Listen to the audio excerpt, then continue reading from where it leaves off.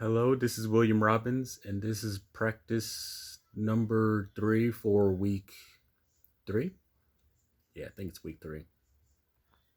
And I'm doing the practice speech for Make Good Art by Neil Gaiman.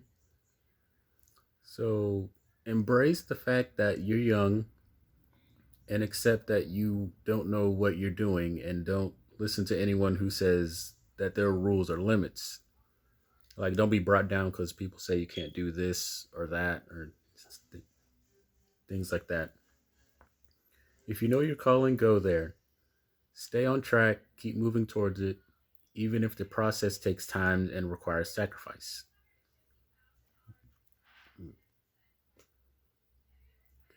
There it is. Learn to accept failure. Know that things will go wrong. Then, when things go right, you'll probably feel like a fraud, but it's normal. It's all right. If everything feels like it's going too well and everything, make mistakes, glorious and fantastic ones. It means that if you're there doing and trying things, it means you're out there doing and trying things. When life gets hard, as it inevitably will, make a good art, good or bad, just make art. Make your own art, meaning that reflects your individuality and personal vision. Like, don't just do any generic art or anything, just do you. Now, a practical tip: you get freelancer work if your work is good, if you're easygoing to get along with, and if you're sorry, I keep hearing something in the background. If you're on a deadline, actually, you don't need all three, just two. Enjoy the ride. Don't fret the whole way. Stephen King gave that piece of advice to Neil years ago, before he made his book and everything, before he got known. Be wise and accomplish things in your career. If you have problems getting started, just pretend you're someone who is wise and can get things done. It'll help you along the way. Pretending is okay. Not pretending to be someone else, but you know. And leave the world more interesting than it was before. Like leaving your mark.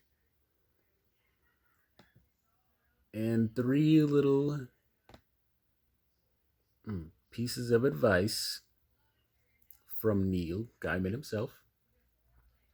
When you start out on a career in the arts, you have no idea what you're doing. This is great. People who know what they're doing know the rules and know what is possible and impossible, but you do not, and you shouldn't. The rules on what is possible and impossible in the arts were made by people who had not tested the bounds of possible possibility by going beyond them. Sorry, stuttering a bunch. Um, Put out messages in bottles.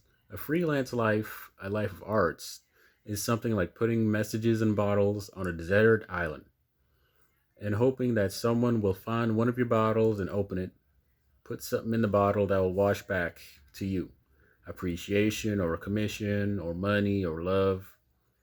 And you have to accept that you may put out hundreds of things for every bottle that winds coming back. That means you might get rejected a lot in your career when you try to do arts and everything.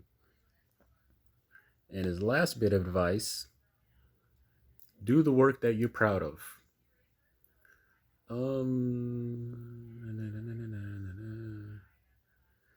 I decided that I would do my best in the future not to write books just for money.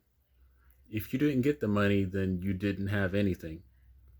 If I did work I was proud of and didn't get the money, at least I did to work. So do a job that you like, not just because of the money.